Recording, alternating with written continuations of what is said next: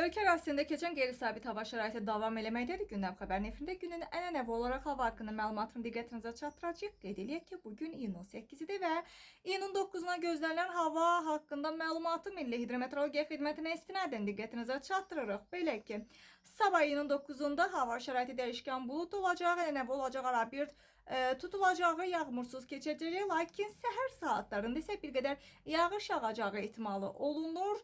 Yarımadanın ayrı-ayrı yerlərində qısa müddətdə yağıntıların intensivləşəcəyi, hətta şimşək çaxacağı ehtimalı belə var. Gecə isə arabir zəif duman olacaq, şimal-şərq küləyi səhər cənub-şərq küləyi ilə əvəzlənəcək. Havanın temperaturu gecə 15-19 dərəcə isti, gündüz isə 23-28 dərəcə isti olacağı gözlənilir. Bəs bölgələrdə hava şəraiti necə olacaq?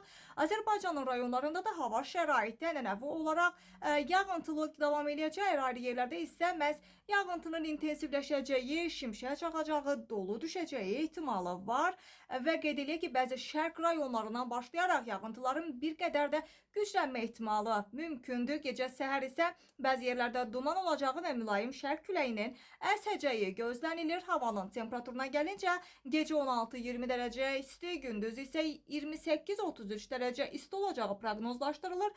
Dağlarda isə gecə 8-13, gündüz isə 15-20 dərəcə isti olacaq, lakin gündüz isə dağlarda havanın temperaturunun 23, hətta 28 dərəcəyə qədər yüksələcəyi ehtimalı var.